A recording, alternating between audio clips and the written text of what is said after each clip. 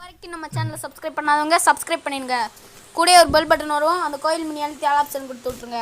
அப்போ தான் நம்ம போடுற ஒவ்வொரு வீடியோ உங்களுக்கு நோட்டிஃபிகேஷனில் வந்துடும்.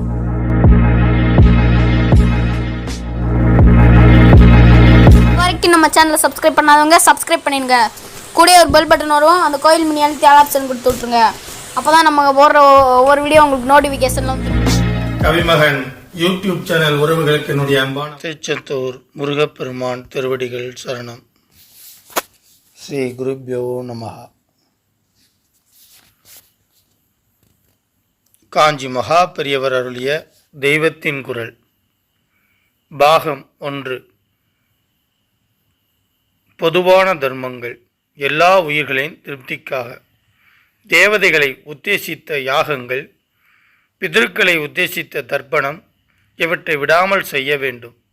இவற்றோடு தெய்வத்தை உத்தேசித்த பூஜை, அதிதிகளை உத்தேசித்து அன்னமிடுதல், சகல ஜீவராசிகளையும் உத்தேசித்து வைஸ்வதேயம் இவற்றையும் நம் முன்னோர்கள் செய்து வந்தனர். நீங்கள் இவற்றை செய்கிறீர்களோ இல்லையோ, காதினாலாவது இவற்றை பற்றி கேட்டால் நல்லது. எத்தனையோ படித்திருக்கிறீர்கள், படிக்கிறீர்கள், எந்தெந்த தேசத்து சரித்திரங்களையோ தெரிந்து கொண்டிருக்கிறீர்கள். நம் தேசத்தில் யுகாந்தரமாக இருந்து வந்த தர்மங்களையும் அவற்றின் பெயர்களையுமாவது நீங்கள் தெரிந்து கொள்ள வேண்டும் என்றே இதை சொல்கிறேன். வைஸ்வதேவம் என்பது இவற்றில் ஒன்று. அது என்ன என்று சொல்கிறேன். நமக்கு இந்த உடம்பு இருப்பதால் எத்தனை ஜீவராசிகளுக்கு எத்தனை உபத்திரவம் விளைவிக்கின்றோம். நம் வீட்டை சுத்தமாக வைத்திருப்பதாக பெருமையாக எண்ணுகிறோம். ஆனால் யோசித்து பார்த்தால் ஒவ்வொரு வீடும் ஒரு கசாப்பு கடையாகத்தான் இருக்க வேண்டி இருக்கிறது. ஒரு கசாப்பு கடை அல்ல, 5 கசாப்பு கடைகள் என்கிறது தர்மசாஸ்திரம். அந்த 5 என்ன? பஞ்ச சூனாக்ரு ஹஸ்தஸ்ய வர்தந்தே ஆ ஹரஹரஹா சதா கண்டினி பேசனி கல்லி சலகும்ப உபஸ்கரஹா. அரிவாள்மனை ஒரு கசாப்பு கடை. அதுதானே காய்கறிகளை நறுக்குகிறோம். காய்கறிகளும் உயிருள்ளவைதாம். இவற்றை வதைக்கும் இடம் ஒரு கசாப்பு கடை. 2வது அம்மி எந்திரம், உரல், நெல் மிஷின் இத்தியாதி இத்தியாதி. இவற்றில்தான் கருணையே இல்லாமல் தானியங்களை அரைக்கிறோம். இங்கே மாமிச போஜனக்காரர்கள் எழுப்புகிற ஒரு ஆட்சேபனைக்கு பதில் சொல்ல வேண்டும். நாங்கள் சாப்பிடுகிற ஆடு மாடு கோழிகள் மாதிரி நீங்கள் சாப்பிடுகிற காய்கறி தானியாதிகளுக்கும் உயிர் இருக்கத்தானே செய்கிறது என்று இவர்கள் சைவ போஜனக்காரர்களை கேட்கிறார்கள். வாஸ்தவம். ஆனால் இந்த இரு உணவு முறைகளிடையே அடியோடு வித்தியாசம் இல்லாவிட்டாலும் இம்சை அம்சத்தில் வித்தியாசம் இருக்கத்தான் செய்கிறது. தாவரங்களுக்கு உயிரும் உணர்ச்சியும் இருப்பது வாஸ்தவம்தான்.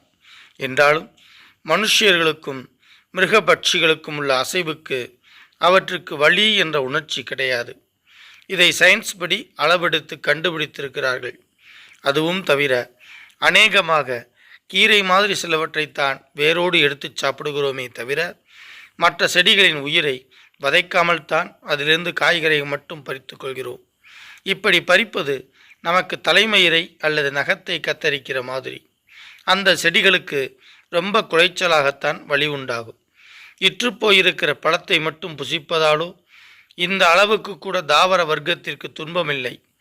பயிர்கள் நன்றாக முற்றி சாய்த்த பிற்பாடுதான் அவற்றை அடித்து தானியங்களை எடுத்துக்கொள்கிறோம். நாம் அறுவடை செய்யவிட்டாலும் கூட இந்த பயிர்களே கொஞ்ச நாளில் தாங்களே தலை சாய்த்து விடப் போகிறவைதான். தாவர உணவு மாமிச போஜனத்தை விட உயர்ந்தது என்று இன்னொரு விதத்திலும் மாம்ச போஜனக்காரர்களுக்கு புரிய வைத்து விடலாம். இப்போது சில தினுசான மாம்சாதிகளைத்தான் இவர்கள் சாப்பிடுகிறார்கள். மாட்டு மாம்சம் சாப்பிடலாமே தவிர குதிரை மாம்சம் சாப்பிட்டால் நிஷித்தம், அதாவது இழுக்கு என்கிறார்கள். உலக யுத்தத்தின் போது ஒரு சந்தர்ப்பத்தில் சேனா வீரர்களுக்கு குதிரை மாமிசம் தரலாமா என்ற கேள்வி வந்தபோது அதை நான் வெஜிடேரியன்காரர்களை ரொம்ப கேவலம் என்று எதிர்த்தார்கள். இதே மாதிரி இவர்கள் மிருகபட்சிகள் மத்சியம் முதலானதுகளை சாப்பிடுவது நாகரிகம்தான் என்று சொல்கிற போதே ஆப்பிரிக்காவில் ஏதோ காட்டு ஜனங்கள் நரமாமிசம் சாப்பிடுகிறார்கள் என்றால் இவர்கள் அதை அநாகரிகம், காட்டு மிராண்டித்தனம் என்று சொல்லி நரமாம்ச பட்சினிகள் என்று திட்டுகிறார்கள். நாங்கள் சாப்பிடும் வஸ்துக்களைப் போல நீங்கள் சாப்பிடும் தானியங்களுக்கு உயிர் இருக்கத்தானே செய்கிறது என்று இவர்கள் நம்மிடம் கேட்கிற போது நாம் பதிலுக்கு ஆமாம், ஆனால் அதே மாதிரி ஜீவஹிம்சை என்று வருகிற போது எல்லா உயிர்களும் ஒன்றுதானே, நீங்கள் ஏன் மனுஷியர்களை பிடித்து தின்னாமல் மனித வர்க்கத்துக்கும் மிருக வர்க்கத்திற்கும் வித்தியாசம் பாராட்டுகிறீர்கள்?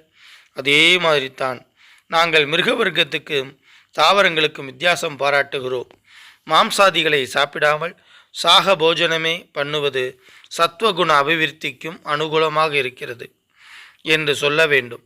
தவிர்க்க முடியாமல் நாம் உயிர் வாழ்வதற்காக இப்படி கண்டினி பேசனி என்ற கசாப்பு எந்திரங்களை வீட்டில் வைத்து கொள்ள வேண்டியிருக்கிறது. மூன்றாவது கசாப்பு கடை அடுப்பு. நெருப்பிலே பல பூச்சிகள் விழுந்து சாகின்றன. ஓரிடத்தில் நெருப்பை போடுகிறோம். அங்கே ஒரு எறும்பு ஊர்ந்து கொண்டிருக்கும்.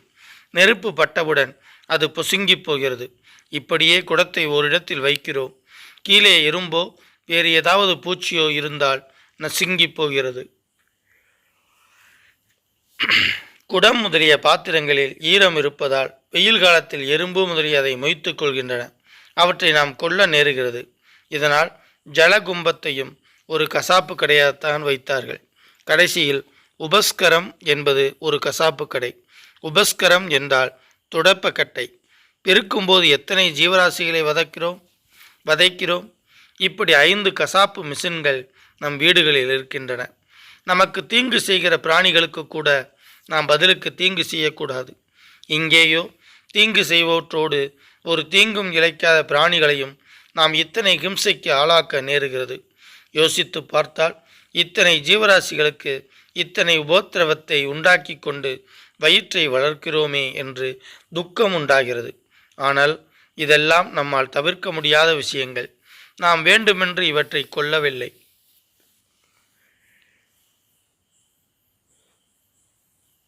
எனவே நம்மை மீறி செய்கிற இந்த தோஷங்களுக்கு பிராக்ஷித்தம் உண்டு. அப்படி செய்கிற பிராக்ஷித்தமே வைஸ்வதேவம் என்பது. நம்மால் ஹிம்சைக்கு ஆளான ஜீவராசிகளுக்கெல்லாம் நல்ல கதி கிடைக்க வேண்டும், நம்மை பகவான் மன்னிக்க வேண்டும் என்ற எண்ணத்துடன் எல்லா உயிர்களின் திருப்திக்காகவும் பலி கொடுக்கப்படுகிறது. இந்த விஸ்வத்தில் எவ்வளவு பிராணிகள் உண்டோ, நாய், காக்கை, சமூக பிரஷ்டன் உள்பட எல்லோருக்கும் எல்லாவற்றுக்கும் வைஸ்வதேவத்தில் பலி உண்டு. வைஸ்வதேவம் செய்தால் நாம் செய்கிற பல தோஷங்கள் விலகும், பல உயிர்களுக்கு ஆகாரம் கிடைக்கும். பூத யஜ்ஞமான இந்த வைஸ்வதேவம் பூஜை, ஹோமம் முதலிய தேவ யஜ்ஞம், மனுஷ யஜ்ஞம், பித்ரு யஜ்ஞம் முதலியவற்றோடு தான் கற்று பயன்பெற்ற வேதத்தை நிச்சயமாக இன்னொருத்தனுக்கு கற்பிக்கிறதாகிய பிரம்ம யஜ்ஞம் என்கிற ஞான வேள்வியும் செய்ய வேண்டும் என்று விதி. இந்த பஞ்சமகா யஜ்ஞங்கள் அனைத்தையும் பிரம்ம புத்திரர்களான ரிஷிகள் முதற்கொண்டு யாவரும் யுகம் யுகமாக பண்ணிக்கொண்டு வந்தார்கள். ஆதி காலத்திலிருந்து நம் தாத்தா காலம் வரையில் சாஸ்திர பிரகாரம் எல்லோரும் இவற்றை ஒழுங்காக செய்து வந்தார்கள்.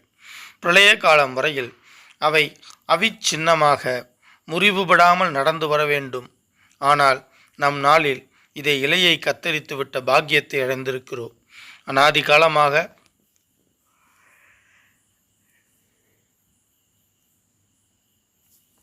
காலமாக வந்துள்ள அனுஷ்டானங்களை கபலீகரம் செய்துவிட்டு நம்மோடு மட்டுமல்லாமல் நம்முடைய பின் சந்ததியாருக்கும் இவற்றை பின்பற்றுவதால் உண்டாகும் நன்மை விளையாமல் தடுத்து விட்டிருக்கிறோம்.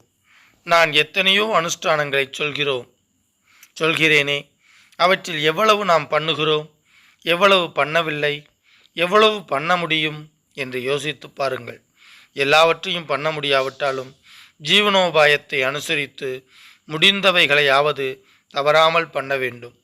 மற்றவற்றை பண்ணவில்லையே என்று பச்சாதாபமாவது பட வேண்டும்.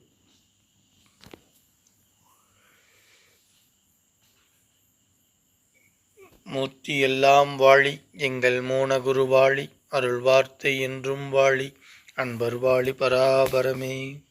ஓம் சாந்தி சாந்தி சாந்தி. ஹரிஹி ஓம். ஸ்ரீ குருப்யோ நமஹ. ஹரிஹி ஓம். திருச்செந்தூர் முருகப்பெருமானின் திருவடிகளில் சரணாகதி அடைந்து இன்றைய தெய்வத்தின் குரல் சிந்தனையை இதோடு நிறைவு செய்கிறேன். பாரதி சொன்ன மாதிரி 8 திக்குகளிலும் இந்த தமிழை கொண்டு சேர்க்க வேண்டும் அப்படின்னா நீங்க சப்ஸ்கிரைப் பண்ணணும், லைக் பண்ணணும், கமெண்ட்ஸ் பண்ணணும். நன்றி, வணக்கம்.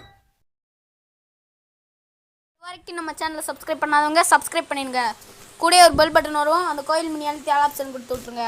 அப்போ தான் நம்ம போடுற ஒவ்வொரு வீடியோ உங்களுக்கு நோட்டிஃபிகேஷனில் வந்துடும்.